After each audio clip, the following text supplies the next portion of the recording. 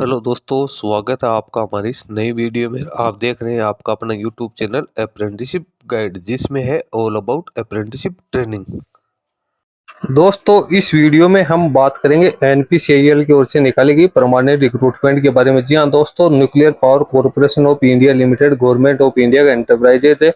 इसके द्वारा stipend training category first और सेकंड के विभिन्न पदों के लिए वैकेंसी निकाली गई। तो जो कैंडिडेट सारा एलिजिबिलिटी क्राइटेरिया कंप्लीट करते हैं वो इसका एप्लीकेशन फॉर्म सबमिट कर सकते हैं। दोस्तों, इसका एप्लीकेशन फॉर्म 16 जुलाई से भरना शुरू होगा। लास्ट डेट हो 5 अगस्त 2024 रखी गई है। तो सबसे पहले अपन चलते हैं इसके डिटेल नोटिफिकेशन पे और जानते हैं कि इसमें क्या क्या एलिजिबिलिटी क्राइटेरिया है वो कैंडिडेट्स के लिए रखा गया।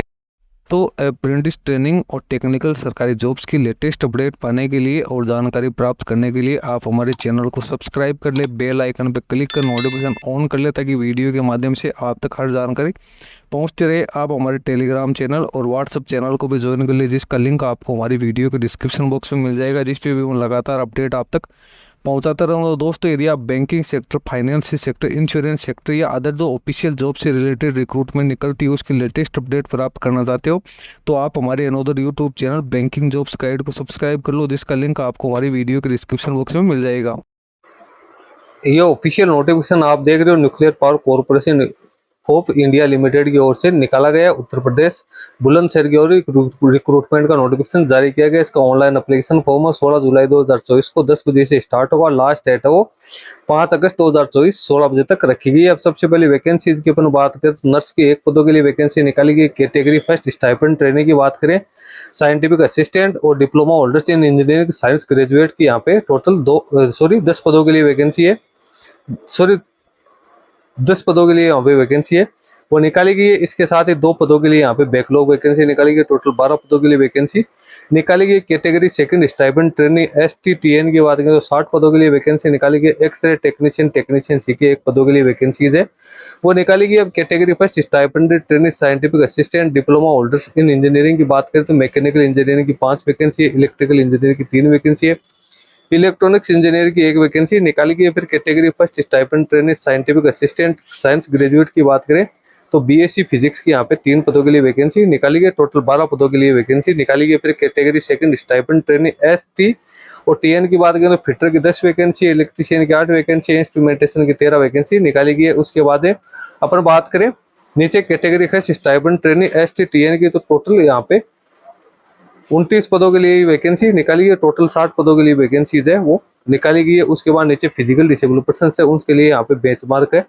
वो दिया हुआ है, अलग अलग कैटेगरी वाइज आपको देखने को यहाँ पे मिल जाएगा। नीचे फिर अपन चलते हैं तो इनकी एजुकेशन क्वालिफिकेशन की डिटेल है वो अपन को देखने को मिलेगी। यहाँ पे अपन बात करें नर्स के लिए तो यहाँ पे 12th प्लस यहाँ पे 3 साल का जो नर्सिंग का कोर्स है वो यहाँ पे दिया हुआ है, ये अपने से संबंधित नहीं है। Category first stipend training ST-SA diploma holders की बात करें तो कैंडिडेट के पास 3 साल का डिप्लोमा मिनिमम 60% के साथ होना जरूरी है, या कैंडिडेट के पास डिप्लोमा थोड़ी लेटरल एंट्री है तो वो कैंडिडेट के 60% मार्क्स के साथ होना जरूरी है। इसके साथ ही कैंडिडेट के यहाँ पे 10th क्लास तक इंग्लिश एक सब्जेक्ट के रूप में होनी जरूरी है। फिर category first stipend training scientific assistant की बात करें साइंस ग्रेजुएट के लिए इसमें BSc पास आउट होना जरूरी है मिनिमम 60% मार्क्स के साथ, और 12th तक यहाँ पे कैंडिडेट है उसके गणित एक विषय के रूप में होना जरूरी है। 10th क्लास तक उसका जो है इंग्लिश एक सब्जेक्ट के रूप में होना जरूरी है। जिन कैंडिडेट के मैथमेटिक्स सब्जेक्ट नहीं है वो इसके लिए पात्र नहीं है। जिन कैंडिडेट के यहाँ पे मैथमेटिक्स है वो प्रिंसिपल सब्जेक्ट है वो इसकी एप्लीकेशन फॉर्म भरने के लिए पात्र नहीं है। यहाँ पे भौतिकी व कैंडिडेट के सब्जेक्ट होना जरूरी है। उसके बाद में बात करें category second stipend training STN की बात करें तो इसमें कैंडिडेट है वो यहाँ पे 12th पास आउट होना जरूरी है। भौतिकी रसायन गणित विषयों के साथ मिनिमम 50% मार्क्स के साथ, और 10th क्लास तक अंग्रेजी विषय होना जरूरी है। एक्सरे टेक्नीशियन की बात करें तो इसमें 10+2 प्लस 1 साल का मेडिकल रेडियोग्राफी का या एक्सरे में सर्टिफिकेट होना जरूरी है। और जो उसके बाद में अपन बात करें स्टाइपेंड की बात करें तो यहाँ पे कैटेगरी पर stipend training scientific assistant ST और SA diploma holders and engineering की बात करें तो 160 सेंटीमीटर हाइट और 45 सेंटीमीटर वजन, प्रशिक्षण की अवधि 18 महीने की रखी गई है। पहले साल इनको 24,000 रुपये मिलेंगे, लास्ट के 6 महीने में इनको 26,000 रुपये पेड किए जाएंगे। यहाँ पे 5 साल के लिए बॉन्ड भी भर के देना जरूरी है। कैटेगरी सेकंड स्टाइपेंड ट्रेनिंग की बात करें तो इसमें भी 160 सेंटीमीटर ऊंचाई, 45.5 किग्रा वजन, 24 महीने की ट्रेनिंग होगी। पहले साल 20,000 रुपये, सेकंड ईयर है वो 22,000 रुपये कैंडिडेट को पेड किए जाएंगे। एज लिमिट की बात करें नर्स के लिए 18 से 30 वर्ष है,